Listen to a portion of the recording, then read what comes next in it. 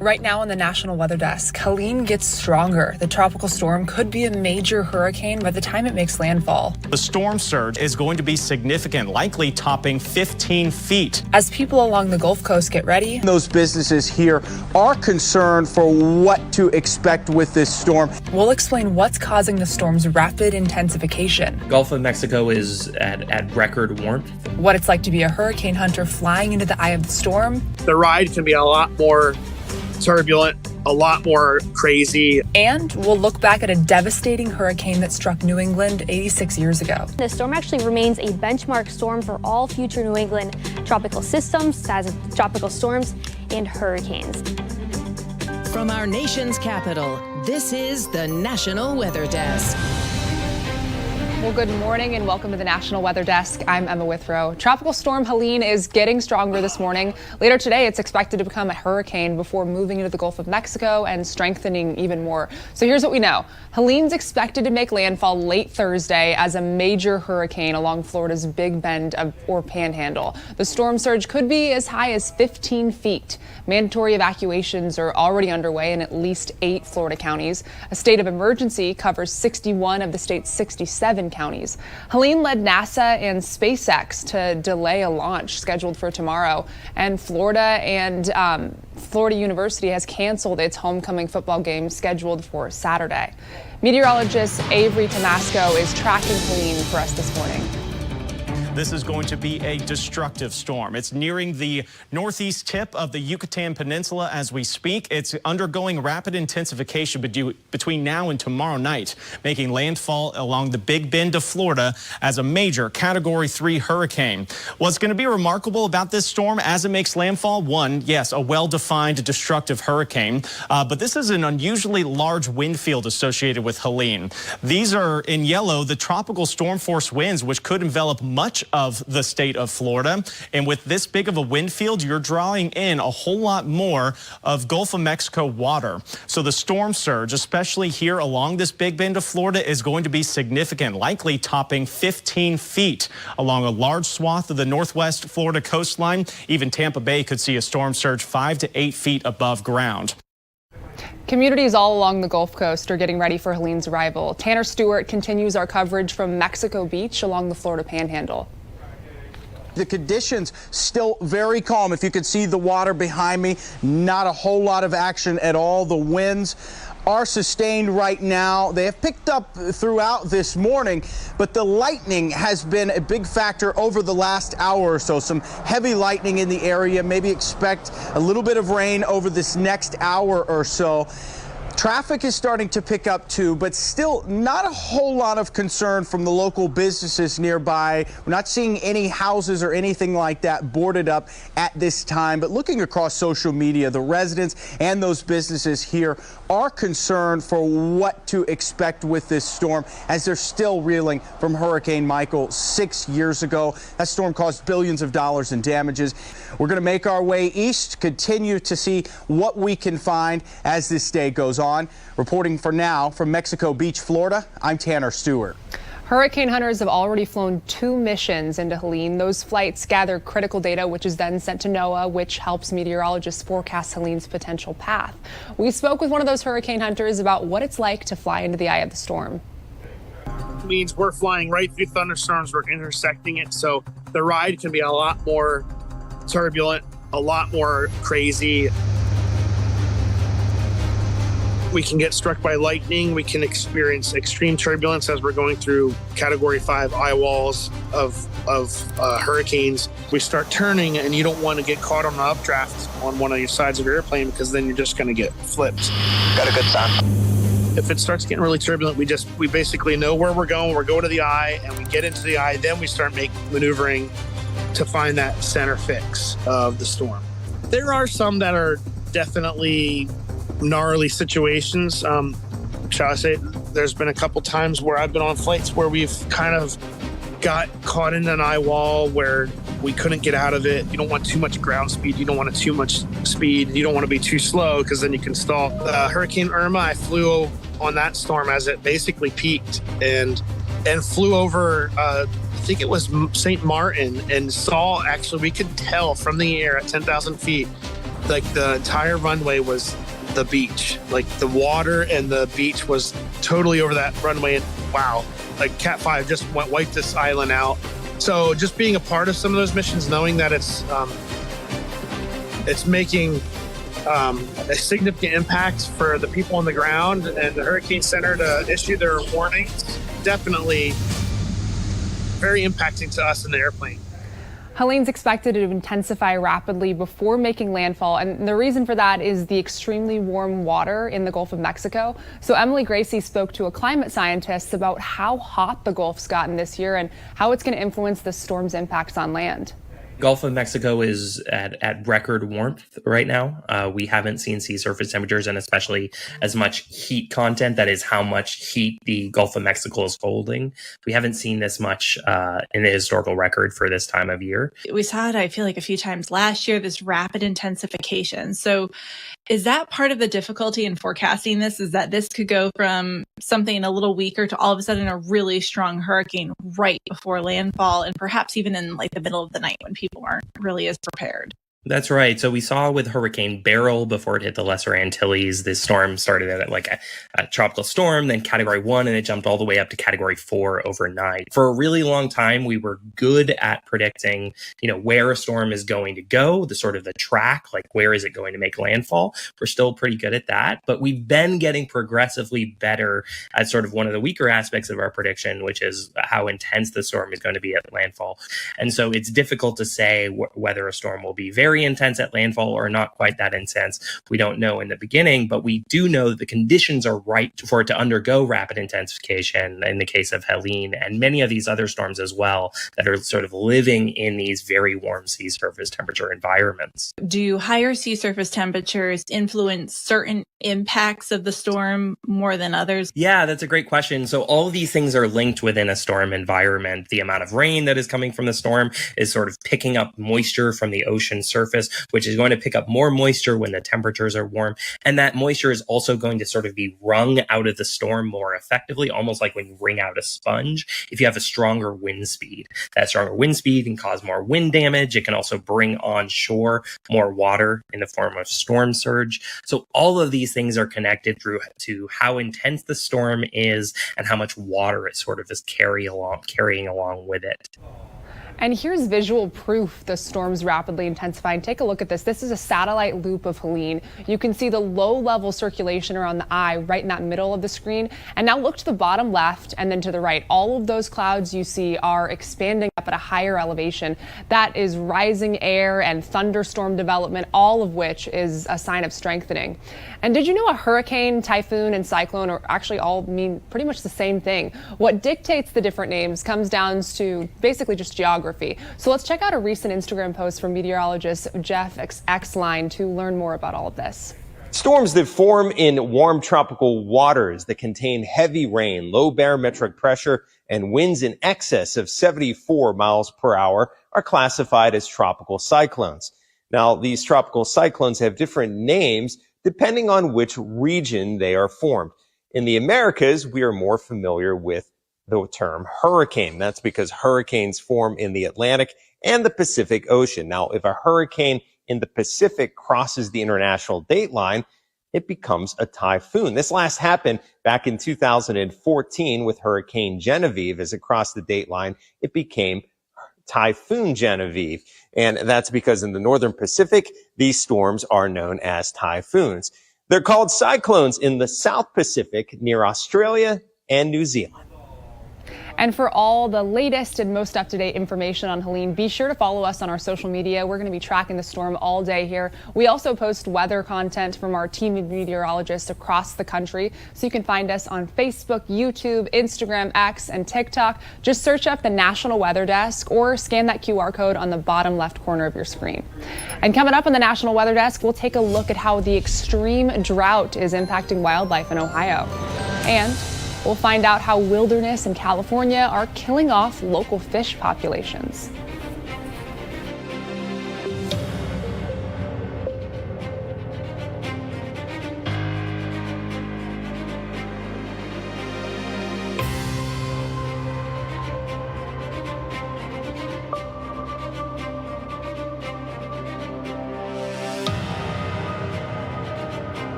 I'm meteorologist Charlie Lopresti with a look at the Northeast. We have some wet weather moving into the Northeast over the next 24 hours. Here we are this morning with a mainly cloudy sky.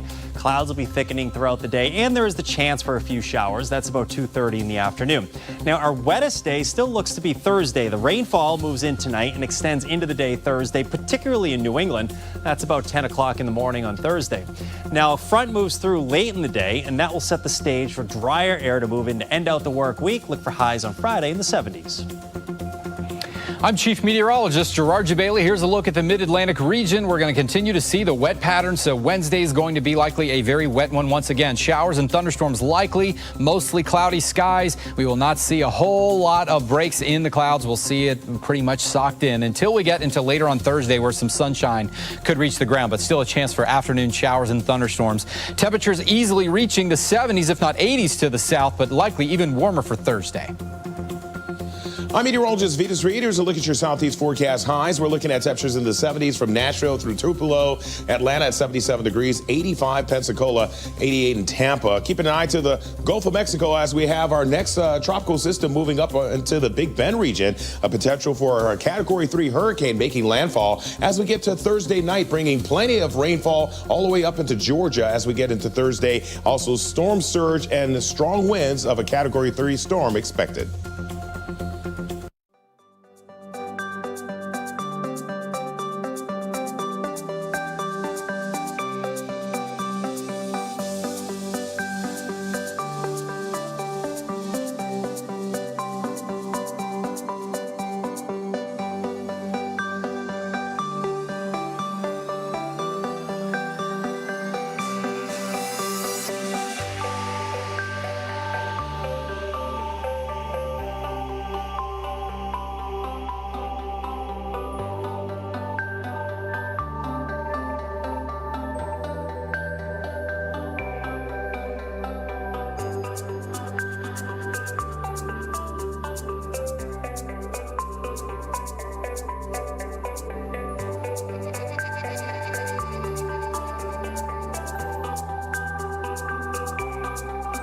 Weather Window, presented by the National Weather Desk. While many eyes are on Helene, Tuesday brought storms that moved through the Tri-Cities of northeast Tennessee and southwest Virginia, packing lightning and some thunder. Meanwhile, these recent photos from Grand Mesa, Arizona show the fall color change underway and the pose of perching wildlife. For more content like this, follow the National Weather Desk on Instagram. This month marks 86 years since the Great New England Hurricane of 1938. This powerful system damaged much of New England, including Maine. Meteorologist Emily Santom takes a look back at the Great New England Hurricane. Take a listen.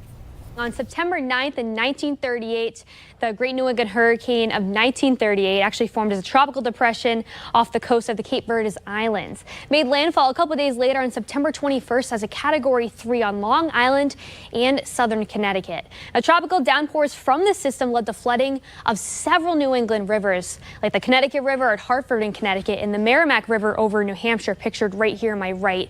Those two rivers had the second worst flooding on record. Now, the rainfall was something else too. It was actually really bad in southern New England and southern Vermont and New Hampshire. Gardner, Massachusetts had almost 13 inches of rain just during that afternoon of the landfall. Storm surge was pretty bad too. Narragansett Bay in Rhode Island had 14-foot storm surge, and there were 50-foot waves in Gloucester, Massachusetts. Back home in Maine, though, vessels, houses, and several thousand trees were destroyed. The tree damage was mostly in New Hampshire and western Maine too.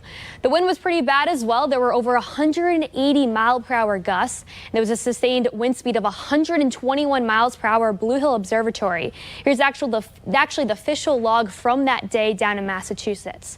The trees were left bare. As you know, this did actually make landfall on September 21st, and a couple weeks after that was fall foliage peak. So the trees were actually left pretty bare and made for more of a winter scene outside, especially up in the mountains in northern New Hampshire and Maine.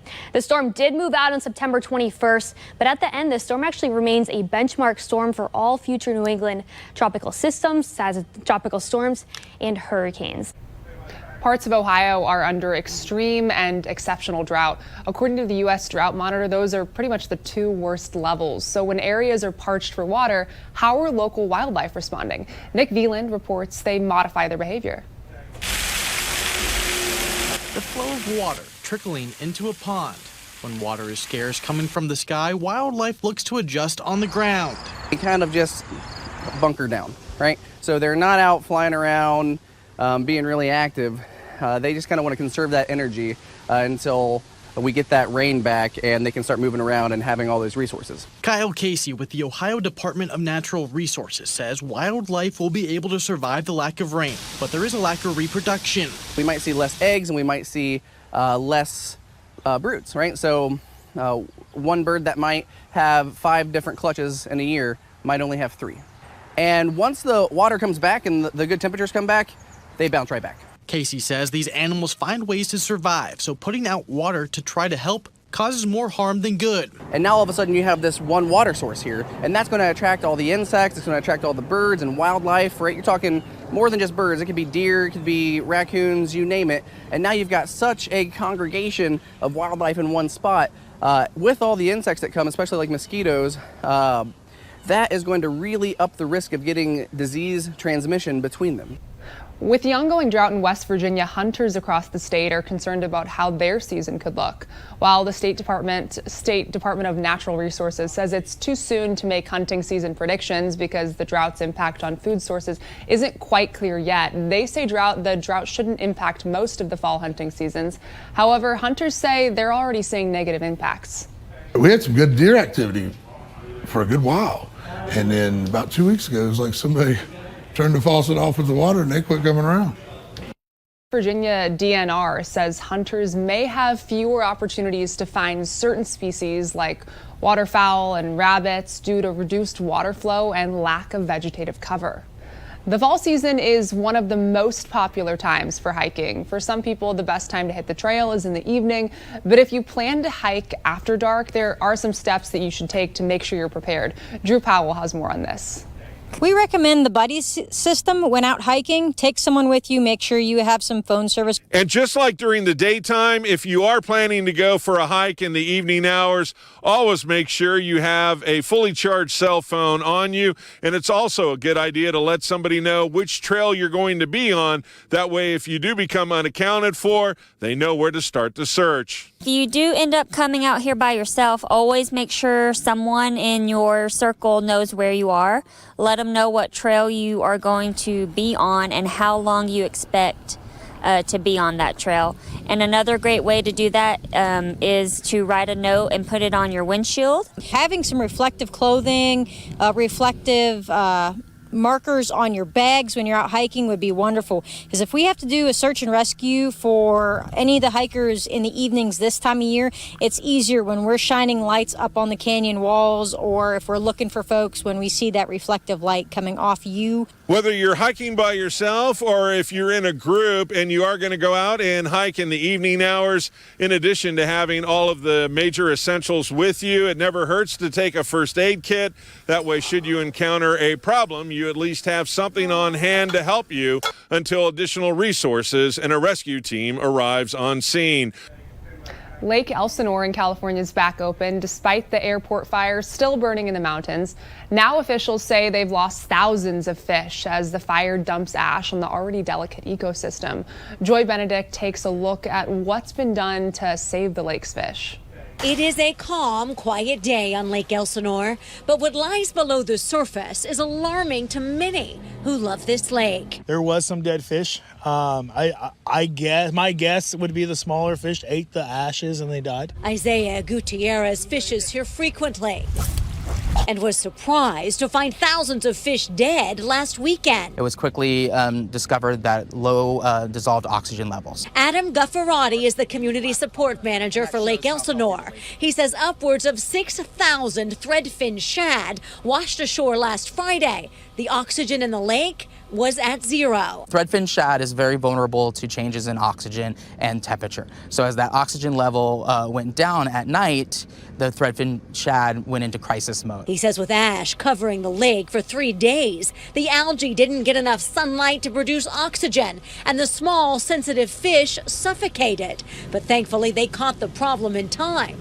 before it affected the larger fish. We stock bass, we stock bluegill, we've got wild carp in here, and so we've got a very, very robust ecosystem here. But when things happen, temperatures, a fire, all the ash, things get out of whack. So the good news is it appears that all the extra oxygen and air being pumped into the lake over the last week has worked, as city officials are hopeful that no more fish will die because of this fire. All right, it's time now for a short break, but first we're going to take a flight over Baltimore City, Maryland. Take a look at this.